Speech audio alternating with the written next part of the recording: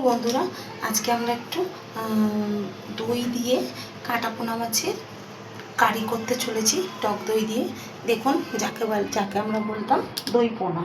এখানে আমি 5 পিস মাছ নিয়ে নিয়েছি।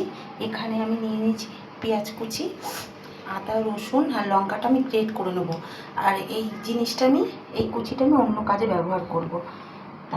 আর এদিকে মাছের মধ্যে আমি একটুখানি হলুদ,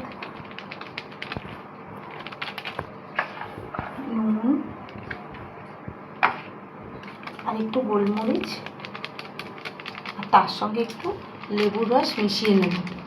আর একটু লেবুর রস, অল্প একটু লেবুর রস নেব, নিয়ে এটাকে মাখিয়ে আমি কিছু 5 মিনিটের মতন রেখে দেব।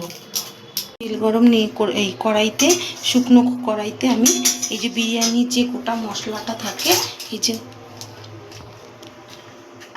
এই যে বাটিতে বিরিয়ানির মশলাটা, যেহেতু আমার কাছে মাছটা অল্প আছে তাই আমি এর আর্ধেকটা এর মধ্যে শুকনো কড়াইতে ভালো করে টেলে নেব। এটাকে একদম নেবা নেবা আছে, আমি এটাকে টেলে নেব।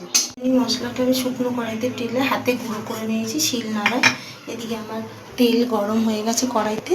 এবার মাছগুলো যে লেবুর রস, নুন, হলুদ আর গোলমরিচ দিয়ে মাখিয়ে রেখেছিলাম মাছগুলো, সেগুলো আমি এবার ভেজে নেব। একটু নুন দেবো, নুন দিয়ে আমি পেঁয়াজটা হালকা লাল করে ভেজে নেব। এখানে আমি আদা রসুন লঙ্কা বেটে নিয়েছি, দিয়ে দেবো একটু জিরের গুঁড়ো আর দিয়ে দেবো একটু হলুদ গুঁড়ো, দিয়ে এটা আমি এখানে এদিকে পেঁয়াজ ভাজা হয়ে গেছে। এবার আমি এই মশলাটা দিয়ে দেবো আর একটু জল দিয়ে দেবো। এবার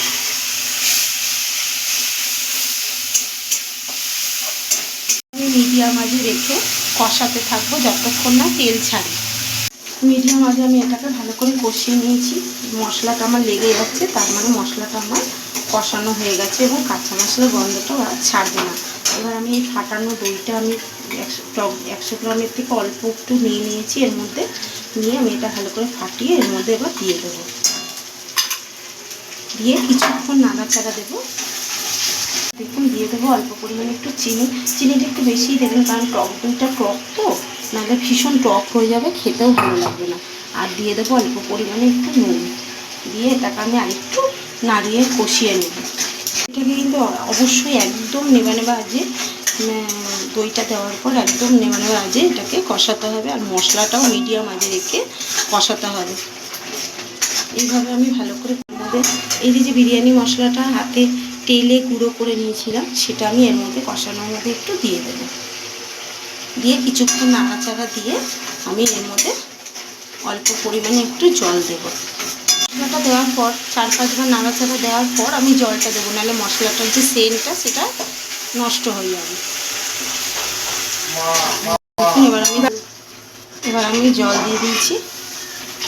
এবার ঝোলটা আমি ফুটলে মাছগুলো এর মধ্যে দিয়ে দেবো। দেখুন আমাদের ঝোলটা কতটা টেনে এসছে। ঝোলটা ফোটার পর তারপর আমি মাছগুলো দিয়েছি। এটা আমি টকবক করে আঁচটা বাজিয়ে আর গ্যাসটা বাড়িয়ে টকবক করে ফোটাচ্ছি, আর ঝোলটা আরেকটু আমি টানিয়ে তারপরে নামাবো। রেসিপি রেডি হয়ে গেছে এবং তেলও ছাড়তে শুরু করেছে। এবার এটাকে আমরা নামিয়ে নেব। আমাদের রেসিপি রেডি হয়ে গেছে। এইভাবে একবার দই পোনা করে খেয়ে দেখবেন, আশা করি বাচ্চা বড়ো সবারই ভালো লাগবে। ভালো লাগলে একটা লাইক এবং সাবস্ক্রাইব করে দেবেন। ভালো থাকবেন, সুস্থ থাকবেন। দেখা হবে পরের একটি রেসিপি নিয়ে।